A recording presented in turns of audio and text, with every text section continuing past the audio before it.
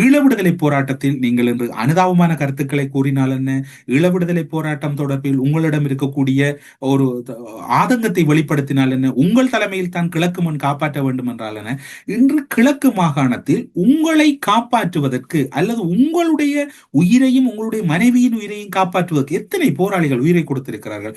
அந்த போராளிகளை நீங்கள் ஒரு நிமிடம் சிந்தித்து பார்த்தீர்களா? இல்லை. அது மட்டுமா?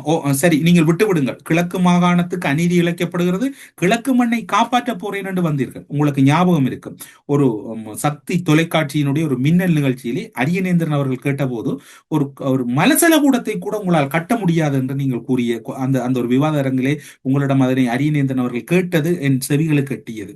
இப்படி இருக்கின்ற போது நீங்கள் பிரிந்து வந்த பின்னர் கிழக்கு மாகாணத்தில் என்ன அபிவிருத்தி இடம்பெற்றிருக்கிறது, அல்லது கிழக்கு மாகாண மக்கள் அனைவருக்கும் முறையாக வீட்டு வசதிகள் அல்லது அவர்களுடைய அடிப்படை தேவைகள் நிறைவு செய்திருக்கிறீர்களா? நீங்கள் கிழக்குக்கென்று ஒரு கட்சியை உருவாக்கி அங்கு பிள்ளையானது குடும்பத்தினரும் வளர்ந்தது, மறுபுறம் நீங்கள் வளர்ந்தது, அவர்களை சார்ந்தவர்கள் வளர்ந்தது, கிழக்கு மண்டங்கு அபிவிருத்தி அடைந்தது.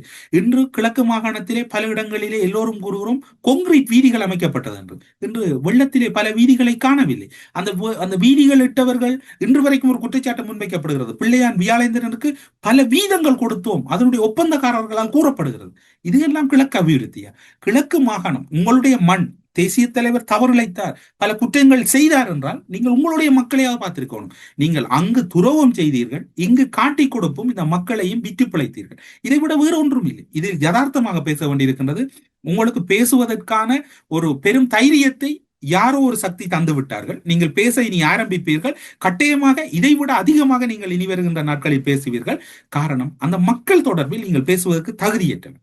அந்த மக்களை பற்றி பேச முடியாது. காரணம் என்னன்னு சொன்னால், நீங்கள் பிரிந்த பின்னர் அல்லது பிரிந்ததுக்கு பிற்பாடு அம்பாறை மாவட்டத்துக்கு சென்றீர்கள். கோட்டாபாயாவுக்கு வாக்களியுங்கள், நான் வெல்வேன், வென்றாலும் தோற்றாலும் கல்முனை தமிழ் பிரதேச செயலகம் பெற்றுத் தருவேன் என்றீர்கள்.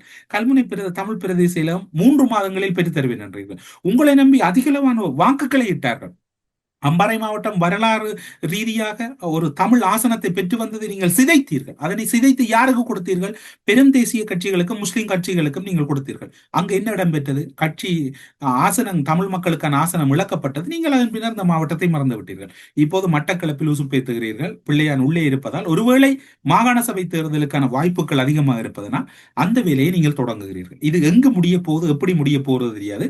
ஒரு முறை இந்த பிரதேசவாதத்தை கடந்து மக்கள் உங்களை நீங்கள் ஒரு முறை சுய பரிசோதனை செய்து கொள்ளுங்கள்.